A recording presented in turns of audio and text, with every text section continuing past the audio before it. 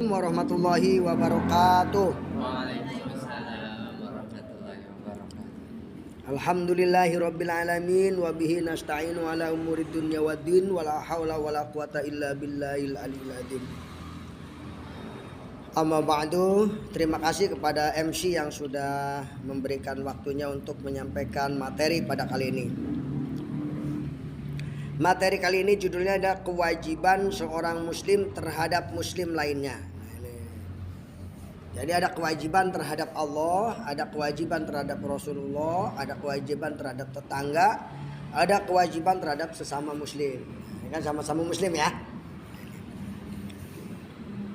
Dari sebuah hadis dari Abu Hurairah radhiyallahu anhu bahwa Rasulullah shallallahu alaihi wasallam bersabda, yang artinya hak wajib seorang muslim atas muslim lainnya ada 5. Rukun Islam ada berapa? Ada 5 ya. Itu kepada Allah. Ini masih sama muslim, hak wajibnya ada 5. Pertama, menjawab salam. Jadi hukumnya wajib kalau kita datang atau kita orang ucapkan salam, maka kita wajib menjawab. Hak ya. Kedua, menjenguk yang sakit. Kalau dia sakit ya kita jenguk. Kita nggak jenguk-jenguk ya, berarti kita meninggalkan kewajiban ya. Mau nengok Pak Benny nggak jadi-jadi ya. Aduh, kumaha ya. Ini yang bikin lemah dakwah begitu, kitanya kurang mengamalkan ya ajaran dakwah itu ya. Itu. Udah kontak kan? Udah. Ya ini kita koreksi diri kita ya, supaya kita nanti ke depan ya berusahalah menjenguk beliau. Yang ketiga, mengantar jenazah. Itu hak sama muslim. Kita mengantar jenazah. Makanya kalau ada di teman kita yang meninggal tuh, walaupun jauh tuh diduga gitu sama teman kita itu. Sama Ustadz Jenuri ya, temennya di Menes, meninggal keluarganya, meninggal orangnya, dia datang dia, luar biasa. Yang keempat, memenuhi undangan. Nah, kalau diundang hadir. Undang, misalnya ngareung ya, hadir tuh. Hukumnya wajib itu. Kecuali di situ ada maksiat, nggak wajib hadir. Misalnya kamu diundang ke situ, di situ ada dangdutan, ada cewek joget-joget, pakai baju yang kelihatan auratnya, maka kita tidak wajib hadir. Kalau diundang untuk kebaikan kita hadir. Yang kelima, mendoakan orang yang bersin. Pertama apa tadi? Menjawab salam. Kedua, menjenguk yang sakit. Ketiga, mengantar jenazah. Keempat, memenuhi undangan. Kelima, mendoakan orang yang bersin. Misalnya teman kita bersin, alhamdulillah, kita kan jawab alhamdulillah. Nah yang dengar baca yarhamu Allah. Yang bersin bilang lagi yahdikumullah ya. Alhamdulillah. Kamu jawab gimana? Yarhamukallah. Dijawab lagi sama kita? Yahdikumullah. Jadi indah itu Islam itu ya. Hadis muttafaqun alaih. Muttafaqun alaih itu artinya Bukhari Muslim. Jadi kalau hadis muttafaqun alaih nggak ada namanya, itu sebenarnya Bukhari Muslim. Jadi kalau kita simpulkan dari hadis ini, kewajiban seorang muslim ada 5. Tapi dalam hadis yang lain ada 6 katanya. Jadi boleh pendapat. Yang pertama, menjawab salam. Yang kedua, memenuhi undangan. Yang ketiga, menjenguk yang sakit. Yang keempat, menasehati. Nah, nggak masuknya tadi ya. Jadi kewajiban kita sesama muslim itu saling memberi nasihat nih, saling memberi nasihat. Itu suatu kewajiban itu. Apalagi kalau orang muslim itu terjerumus lagi sedang bermaksiat misalnya. Maksiat itu apa? Contohnya lagi ngomongin temennya, ngomongin batur gitu ya. Kalau bisa ya kita jangan ngomongin batur, yuk kita ganti omongan yang lain gitu.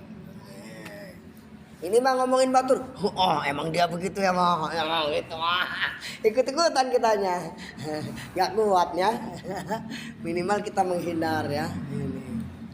Kenapa? Karena barang siapa yang membicarakan orang lain kejelekannya, maka dia akan mengalaminya sebelum kematian datang padanya. Itu alhamdulillah ya. Kita ngomongin orang gini. Kita sebelum meninggal akan mengalami seperti itu. Makanya kita harus cepat-cepat memohon maaf. Yang keenam berarti apa tadi? Menasehatinya. Tadi bilangnya ada 5, kok ada 6? Yaitu pendapat ya, pendapat. Namanya pendapat kan semuanya benar ya.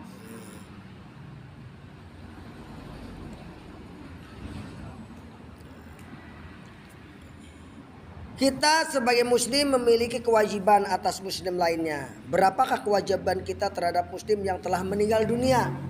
Nah, ada berapa? Memandikan, menyolatkan. Ada berapa? 3. Ada 4. Kalau orang itu muslim meninggal ada 4. Yang pertama adalah memandikan. Mandiin. Kenapa kau dimandiin? Karena dia udah gak bisa mandi sendiri. Iya ya, benar ya. Makanya kalau orang tua kita nggak bisa mandi harus dimandikan. Kita udah punya orang tua sepuh tuh. Kita harus memandikan dia, merawat dia. Itu kewajiban kita kepada sesama muslim sekaligus kepada orang tua. Ya. Seperti kamu waktu kecil juga dicebokin. Ya kan? Nah, orang tua nggak bisa cebokin sama kamu gantian. Gitu namanya berbakti. Nah, ini. Yang kedua setelah memandikan apa? Mengkafani dulu. Tadi kapan disolati? Mengkafani itu apa? Memakai baju. Kamu suka dipakein baju kan sama emak ya? Sama ibu sama bapak ya dibeliin baju. Nanti kalau udah sukses begitu bantu orang tua juga. Bawain baju nih bapak, ini baju bapak buat bapak nih. Wah gitu. Ya walaupun bapaknya mah nggak ngarepin ya. Orang tua mah nggak ada yang ngarepin. Nggak ada orang tua ngarepin. Nanti dibeliin, ntar dikasih enggak. Tapi kalau kita ngasih gitu, orang tua seneng gitu. Oh ini anak masya Allah. Datang malaikat memberikan rahmatnya. Oh ini orang berbakti kepada orang. Dulu ada seorang ibu yang digendong oleh anaknya dari Mekah ke Madinah. Dari mana? Karena ingin haji. Tapi kata Rasulullah itu belum seberapa, baru sekali ngeden. Ya. Baru sekali ngeden itu ketika melahirkan itu. Udah. Itu segitu. Gitu. Nah, ini. Baru sekali ngeden doang ya, nggak sebanding. Masya Allah. Yang ketiga apa? Nah, mensolatkan. Sudah dikafani, disolatkan. Sudah, nggak sampai berhenti begitu. Harus ada lagi, satu lagi apa? Menguburkan itu. Jangan sampai udah disolatin, udah apa dibiarin aja di situ, digeletakin ya. Dia juga temen cepet-cepet ke kubur, cuman cepet-cepet ke kubur. Nah ini.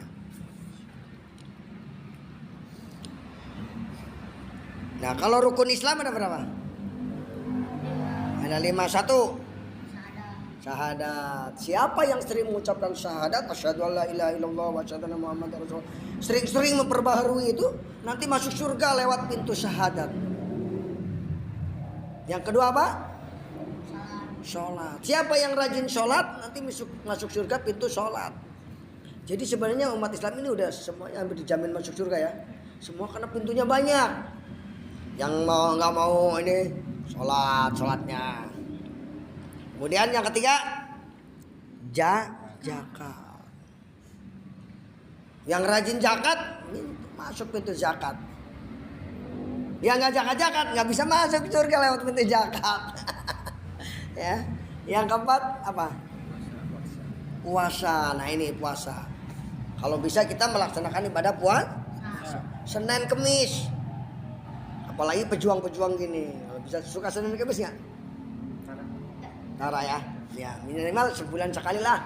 Hari Senin puasa. Rasulullah hari Senin puasa, Kemis puasa. Kalau guru saya malah Daud, puasa Daud. Sekarang puasa, besok enggak. Sekarang puasa, besok enggak. Puasa Daud. Guru saya begitu tuh, makanya doanya mustajab gitu. Ya. Selanjutnya, yang kelima apa? Haji dan umroh. Siapa yang melaksanakan ibadah haji, niat ibadah haji, maka dia akan masuk pintu haji. Di surga ada pintu haji, pintu umrah. Yang keenam pintu surga adalah sedekah. Yang rajin sedekah akan masuk pintu surga lewat sedekah.